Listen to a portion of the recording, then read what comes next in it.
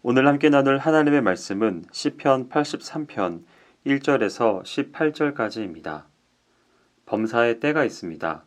일할 때가 있고 쉴 때가 있습니다. 칭찬할 때가 있고 화를 낼 때가 있습니다. 흥할 때가 있고 말할 때가 있습니다. 평화로울 때가 있고 위기의 때가 있습니다. 본문을 기록한 아삽은 나라가 망해가고 무너져가는 것을 목격하고 있습니다. 아삽은 나라를 걱정하고 기도하던 중에 본 시를 지었습니다. 예루살렘 주위에 둘러싸인 적들이 이스라엘과 유다를 노리고 있습니다. 6절부터 8절에 나타난 것처럼 적들 중에 10개의 나라가 동맹해서 이스라엘을 포위하고 있습니다. 아삽이 하나님께 이 적들을 심판하소서라고 기도하며 호소하고 있습니다. 아삽이 위기를 당하면서 드린 기도를 통해 오늘 우리가 받을 진리를 살펴보고자 합니다. 첫째는 위기 상황입니다. 하나님의 백성들에게 위기가 임했습니다. 그들은 하나님의 나라이며 하나님의 백성이기에 당연히 하나님께서 도와주셔야 합니다. 그런데 1절과 2절을 보면 하나님께서 위기의 상황에 계속 침묵하고 잠잠하고 계십니다. 적들이 떠들며 머리를 들고 덤벼들고 있습니다. 자칫 나라가 적들에 의해 무너질 것 같습니다. 그래서 본서 기자는 하나님께 다급하게 호소했습니다. 하나님이여 침묵하지 마소서. 하나님이여 잠잠하지 말고 고요치 마소서. 대저 주의 원수가 헌화하며 주를 하나는 자가 머리를 들었나이다. 우리가 가는 인생길에는 위기라는 것이 있습니다. 성도들도 위기에 처한 경험이 있을 것입니다. 어쩌면 지금 이 순간에도 위기에 처해 있는 분들도 있을 것입니다. 사람들은 위기가 오면 처음에는 일단 스스로의 힘으로 해결하려고 합니다. 그러다가 힘에 부치면 타인의 도움을 요청합니다. 내 힘으로도 안 되고 사람들의 도움으로도 안 될 때는 하늘을 바라보죠. 기도합니다. 상황이 너무 급해 다급하게 기도해 본 경험이 있습니까? 다급해서 기도했는데 응답이 없습니다. 철야 기도도 해보고 금식 기도도 해보고 눈물을 흘려 기도했는데도 응답이 없습니다. 그때 기분이 어떻겠습니까? 죽을 지경입니다. 다윗이 사울에게 쫓겨다니고 그 주위에 있는 적들이 난동을 부릴 때 다급해서 기도했더니 하나님은 여전히 침묵 중이었습니다. 그래서 호소하기를 여호와여 어느 때까지니까 나를 영영히 잊으시나이까 주의 얼굴을 나에게서 언제까지 숨기시겠나이까 하고 하소연했습니다. 욥이 죽을 지경에 처하였습니다. 병이 깊고 괴로움은 더해가고 힘은 쇠하여 갑니다.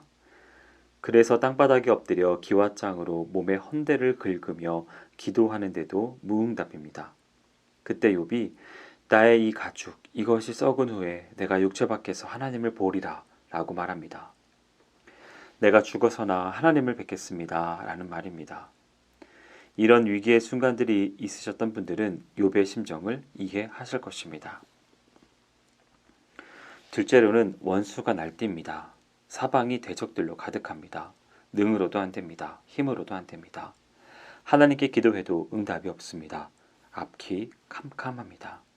원수들이 기고만장합니다. 3절과 4절을 보면 아삽이 원수들의 날뛰는 상황을 이렇게 고발합니다.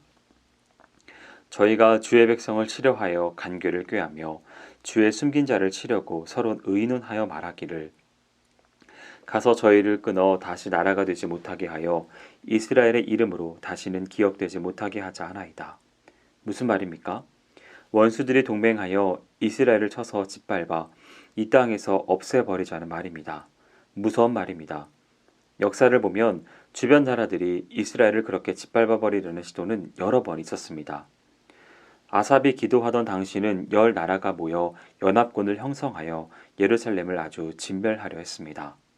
5절을 보면 저희가 진심으로 의논하고 주를 대적하여 서로 언약하니라고 했습니다. 악한 일에는 적들도 한통속이 됩니다.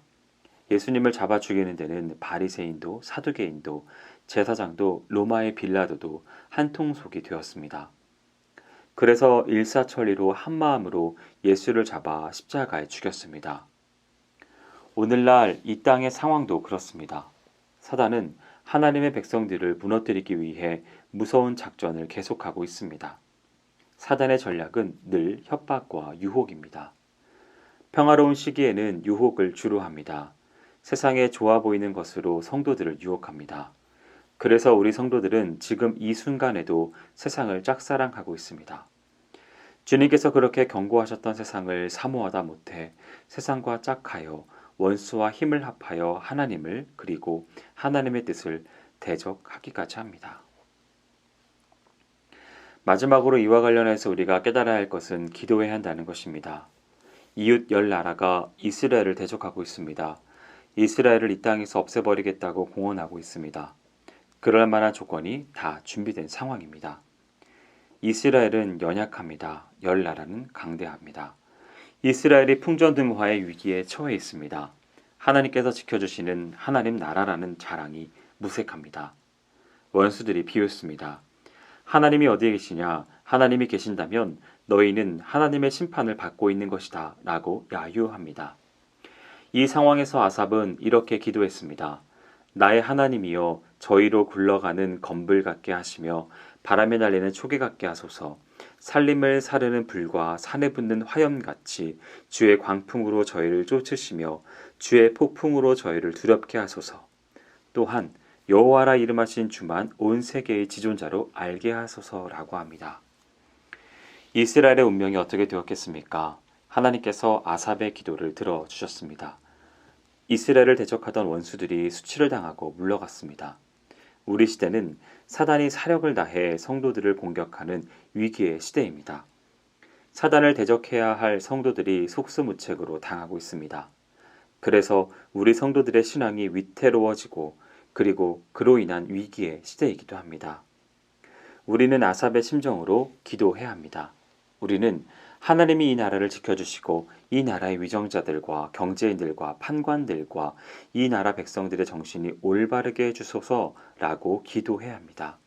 그리고 이 땅의 여러 분야의 지도자들이 정신을 차리고 나라를 운영하게 해주소서라고 기도해야 합니다. 눈물로 기도하고 그래도 안 되면 밤을 지새우면서 기도해야 합니다. 그래도 안 되면 금식으로 기도해야 합니다. 지금은 위기의 때, 기도해야 할 때입니다. 사랑하는 성도 여러분, 이스라엘의 위기의 순간에 깨어 기도하는 아삽 같은 사람들이 있어 이스라엘이 국가적인 위기를 벗어났습니다. 우리나라도, 우리 가정들도, 우리 이웃들도 위기의 시대를 살고 있습니다. 일찍이 경험해보지 못한 분노의 시대, 절망의 시대, 박탈감의 시대, 물질 만능의 시대를 살고 있습니다. 우리는 오늘 모두 이 시대의 아삽이 되어야 합니다. 내가 먼저 아삽이 되어야 합니다. 그리고 모두 아삽의 심정으로 눈물로 기도해야 합니다.